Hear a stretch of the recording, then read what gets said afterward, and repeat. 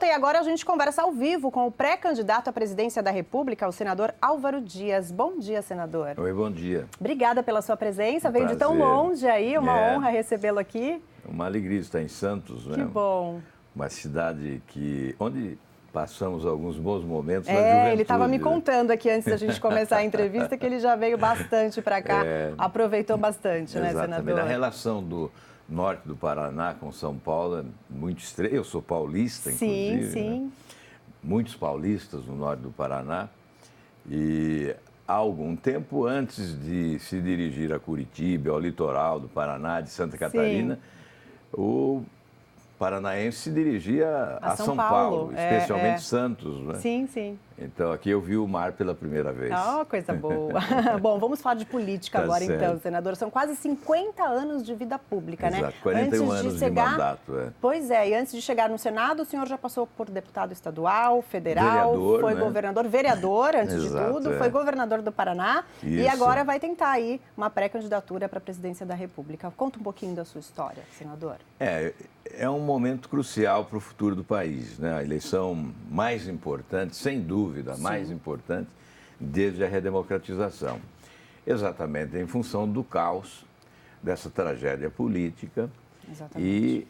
E isso impõe responsabilidade, protagonismo, tentativa de influir para que a escolha seja a mais adequada, porque se nós tivermos uma escolha infeliz nesse ano, o Brasil vai continuar sangrando. E eu acho que a população também está mais atenta a isso esse ano, né? Por Há tudo no que inconsciente passamos. coletivo um movimento, sabe? Sim. Que pode se tornar avassalador.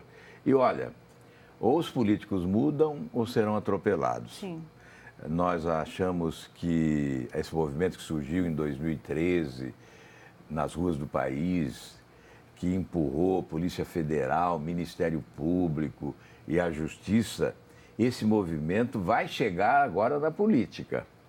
Ou os políticos mudam ou serão atropelados, porque esse movimento é irresistível. Ah, sem dúvida. E o senhor vem pelo partido Podemos, que é uma renomeação do PTN. O que o partido pode colaborar nessa campanha?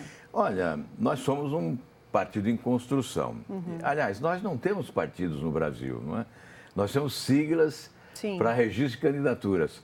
Algumas foram denominadas aí pela Operação Lava Jato de organizações criminosas. Por isso, a rejeição é monumental. A população rejeita as grandes siglas. E o Podemos é um movimento que um dia pode se tornar um partido se nós fizermos uma reforma política para que os partidos existam de verdade. Então, o que quer o Podemos? Fazer a leitura do que se passa na cabeça das pessoas. O que quer o brasileiro?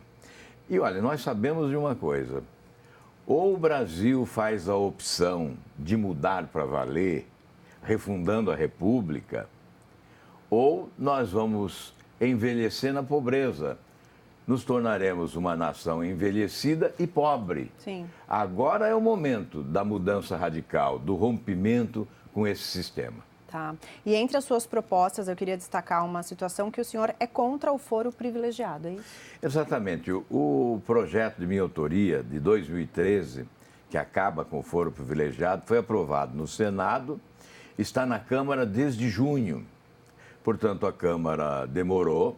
E, infelizmente, agora, com essa intervenção, com o decreto de intervenção no Rio de Janeiro, emenda constitucional não pode ser votada. Então, o fim do foro privilegiado fica adiado. Mas, olha, vai ficar uma sensação de impunidade, porque as ações acabam prescrevendo. Eu me refiro à Operação Lava Jato. As ações que envolvem autoridades, elas acabam prescrevendo, porque o Supremo não tem condições de julgá-las. Não tem condições ou não julga por outras razões.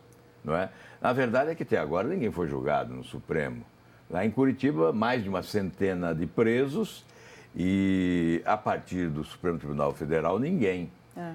Por isso, o foro privilegiado se constitui nesse paraíso da impunidade, né? O fim do foro privilegiado vai nos autorizar a dizer que realmente está nascendo uma nova justiça no Brasil. E uma punição real, né? Mas com foro privilegiado, nós não podemos afirmar isso, que somos todos iguais perante a lei, porque há aqueles que travestidos de autoridades, né, ficam impunes, protegidos por esse instituto, que é uma excrescência. Exatamente. E o senhor teve um destaque importante na CPI dos Correios, que investigou aí o Mensalão, a CPI do futebol. O que o senhor acha que o povo brasileiro espera de um candidato à presidência, nessa atual situação que a gente vive? Olha, a banalização da corrupção foi talvez o maior desserviço que se prestou ao país. Você falou de CPIs importantes, que revelaram atos de corrupção. Mas a população foi anestesiada durante algum tempo e não se chocava tanto com os escândalos de corrupção. E aí veio a Operação Lava Jato e a população chegou à conclusão, passou a ter a exata noção da importância de se combater a corrupção e do mal que a corrupção provocou ao país. Os problemas que nós estamos vivendo, essa crise monumental, o desemprego maior dos 25 anos, Sim. nos últimos 25 anos. A recessão foi a maior dos últimos 50 anos. A renda per capita perdemos 10%. Para retornarmos ao nível de renda per capita de 2012, nós chegaremos a 2022. Portanto, olha, nem prisão perpétua seria suficiente para que pagassem pelos crimes que praticaram contra o Brasil. Nesse assalto desenfreado aos cofres públicos. O Brasil foi assaltado, o patrimônio público foi dilapidado. Então, hoje, o que a população deseja é o rompimento com esse sistema. A causa dessa roubalheira é o sistema. Sim. Sistema corrupto, fábrica de escândalos de corrupção, matriz de governos incompetentes, desse aparelhamento, desse loteamento dos cargos, da manutenção dos privilégios. Portanto, refundação da República é a reforma do Estado, que passa pelo Executivo, pelo Legislativo, com enxugamento, redução dos quadros, redução das despesas, eliminação dos privilégios, reformas fundamentais para recolocar o país nos trilhos do desenvolvimento. E o senhor é a favor das privatizações? Sim. Nós temos hoje 149 empresas estatais federais. 30% delas foram criadas durante os governos do PT como cabide de emprego. Então, só interessa aos chupins da República, não interessa ao país trabalhador. Portanto, a privatização de muitas delas. É claro que nós temos empresas estratégicas, do setor elétrico, por exemplo, Petrobras. Sim. Nós temos instituições financeiras fundamentais, como o Banco do Brasil, Caixa Econômica Federal. Então, há que se preservar setores estatais que são fundamentais para o desenvolvimento do país e alguns setores que são estratégicos do ponto de vista da soberania nacional e da segurança nacional. Mas as outras empresas, muitas delas desnecessárias, fechadas, não fariam falta, nós temos que privatizar. Tá certo. E uma coisa interessante é que o senhor tem aí o apoio de ex-jogadores de futebol aí na sua campanha, né? A que o senhor atribui esse apoio? Olha, desse nicho, né, de ex-jogadores como Romário, Bebeto, né? Eu tenho uma relação muito próxima com o futebol, especialmente, né?